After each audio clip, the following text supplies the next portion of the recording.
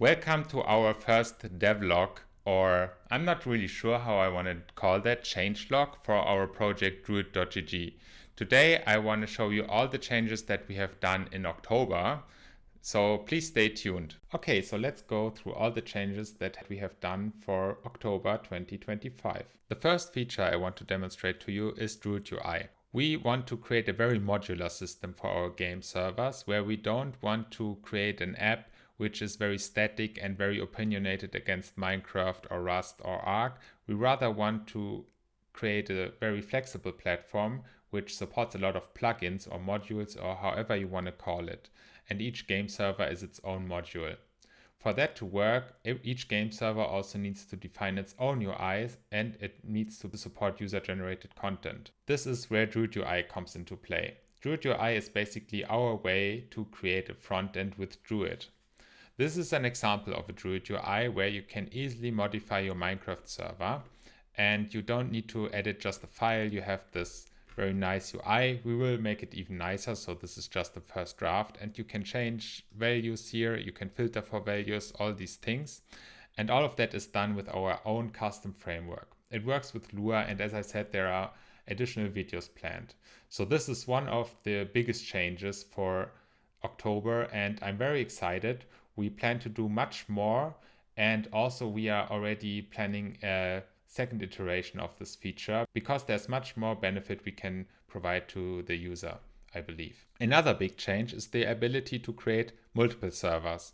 So I don't know if you already experienced that if you use our platform, but for now you were always just able to create one server.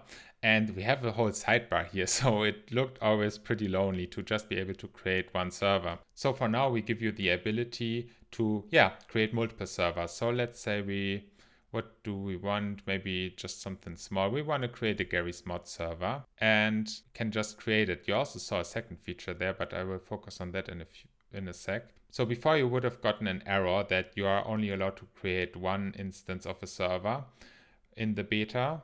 But we now found a smart solution on how to basically make that more scalable. So this does not take much more resources from us. There's just one caveat I need to emphasize. You are only able to have one active server. So if you want to play on the Gary's Mod server, you cannot play simultaneously on the Minecraft server. Otherwise, that would be too resource intensive at the moment. Later, if we also give the ability to pay, of course, this restriction will be lifted. But for now, this is just something. Another feature is the ability to sign up with Google. So this is what you can do here. Before we only allowed Discord and Twitch, but I think both Discord and Twitch accounts are not as common as Google accounts. We also see that in our database that most of you basically use a Gmail address. And now you can just use your Google account to sign up. This is usually just a 1 or 2 click thing. So you select your Google account, you press allow, and then you are signed up. And your email is also verified through your Google account. So it's a very convenient feature and you can get set up very, very fast with this. So another feature that has changed in October is our avatar. So down here, you can now easily see how much mana you have. Before there was only your avatar, but now it also shows very small on the bottom your amount of mana, which is of course a very important number to be aware of. So I think that makes it easier to see your spending and also to manage that better. We also improved the summoning experience. So summoning is when you create a new server. Before you had to select a plan before spawning the server, but now you will only see the pop-up and you have the ability to change your plan here. By default, we always select the recommended plan. I mean, that's not that important when everything is for free, obviously. But if you're just planning to play with a couple of friends and don't use so many mods, you can maybe downscale your plan so that you don't waste so much mana and you can play for a longer time. Let's create this one.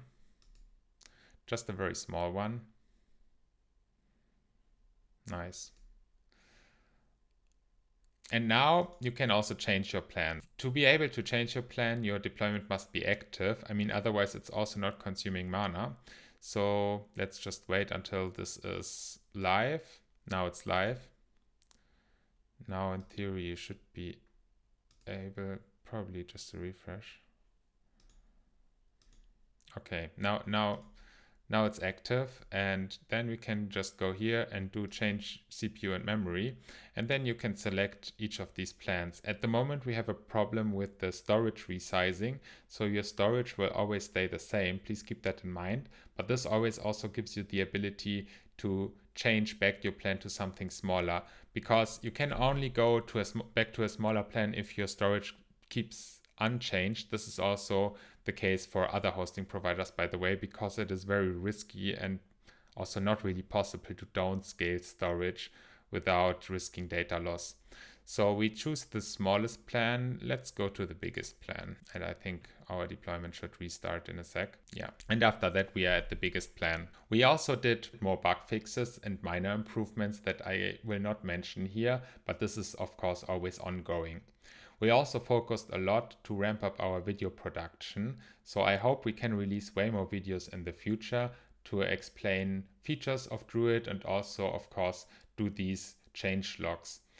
I want to do a change log each month, so please give me feedback. These change logs will not be edited that much. It's just basically a list of features that have changed that I will show to you.